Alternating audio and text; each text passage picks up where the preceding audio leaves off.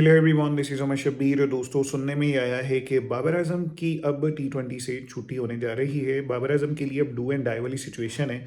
अब do and die वाली situation किस तरह से है? ये नहीं है कि बाबर आजम अगर परफॉर्म करेंगी तो इनको खिलाया जाएगा, और ये भी नहीं है कि बाबर आजम परफॉर्म नहीं करेंगे तो इनको नहीं खिलाया जाएगा। अब बाबर आजम के लिए क्राइटेरिया क्या रखा गया है, और या पीसीबी इस वक्त क्या सोच रहे हैं? बहुत अंदर की खबर है। पीसीबी ये सोच रहा है कि अगर बाबर आजम इस वर्ल्ड कप में अच्छे रिजल्ट्स को जनरेट करवाने के अंदर कामयाब रहे, यानी ठीक है, इंडिया के मैच में जो भी हुआ, इंडिया के मैच में सबसे ज़्यादा लोगों को जो डिसअपॉइंटमेंट हुई है वो बाबर आजम से हुई है। क्योंकि बाबर आजम हमेशा एक एंकर इनिंग खेलते हैं, अच्छा खेलते हैं। जब यानी अच्छी बारी लगाते हैं तो वो क्या करते हैं कि थोड़ी सी बॉल्स लेकर विकेट रोक कर और फिर बाद में जाके थोड़ा सा पुश करते हैं, मैच बेहतर कंडीशन में आ जाता है। अब यहाँ पर क्या हुआ कि बाबर आजम ने देखा कि 3 विकेट्स गिरी हुई हैं, आकर उन्होंने भी, जैसे कोई स्ट्रीट क्रिकेटर होता है जिसको पता ही नहीं है, गेम सेंस ही नहीं है, आते साथ ही उन्होंने शॉट लगाई और विकेट देकर चले गए। अब इससे टोटली प्रेशर पाकिस्तान के ऊपर आ गया। नीचे पाकिस्तान ने सारे ऑलराउंडर्स खिलाए हुए थे, बैट्समैन है ही नहीं थे। ख्वाजा नाफे बाहर बैठे हुए हैं, फ़खर जमान बाहर बैठे हुए हैं। अब इस तरह की सिचुएशन में हुआ क्या कि पाकिस्तान टोटली कोलैप्स कर गया। अब बाबर आजम के लिए क्राइटेरिया क्या रखा है पीसीबी ने? अगर ये इसको फॉलो नहीं करेंगे, अगर इसको रीच नहीं करेंगे, तो आई थिंक इसके बाद, इस वर्ल्ड कप के बाद, बाबर आजम की टी20 से छुट्टी हो जाएगी और इनका टी20 का कैरियर यहीं पर ठप हो जाएगा। फिर पता नहीं, देखें, अब अगर इस दफ़ा छुट्टी होती है तो फिर पाकिस्तान बहुत मुश्किल है कि इसको वापस लेके आएगा। क्राइटेरिया क्या है? क्राइटेरिया ये है कि पाकिस्तान अगर किसी भी जगह पर जाकर फंस जाता है, यानी किसी भी जगह पर जाकर प्रेशर मैच होता है, वहाँ पर अगर बाबर आजम परफॉर्म करके पाकिस्तान को मैच जितवाएंगे तो बाबर आजम को अगेन टीम में कंसीडर किया जाएगा। अगर ऐसा सिचुएशन बनती है, यानी नॉर्मली अगर बाबर आजम अब 100 भी लगा देते हैं ना, तो शायद बाबर आजम को टी20 के लिए बहुत अच्छा कंसीडर नहीं किया जाए।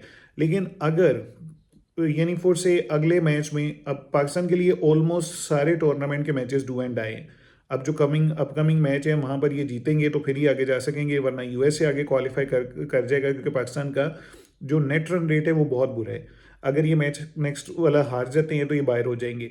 तो एक तो ये बहुत बड़ी इंसल्ट है, यहाँ पर बाबर आजम का जितवाना ज़रूरी है। फिर जब ये सुपर 8 में जाएंगे तो वहाँ पर बाबर आजम के लिए स्पेशल ये क्राइटेरिया है कि किसी भी ऐसे मैच में जहाँ पर ऊपर से ओपनर्स अगर कोलैप्स कर जाते हैं, और टोटली जिम्मेदारी इस चीज़ के ऊपर आ जाती है कि बाबर आजम अगर अपनी अच्छी इनिंग खेलेंगे और फिर पाकिस्तान आगे जा सकेगा, तो फिर वहाँ पर बाबर आजम के लिए परफॉर्म करना लाजमी है।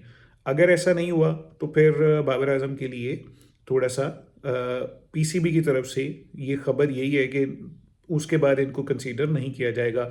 पूरी दुनिया ने इस वक्त कहा है कि यार, ये कैसा प्लेयर है जो 4-5 साल से स्टार है, बट कहीं पर भी आपको ये मैच जितवा कर नहीं दे सकता।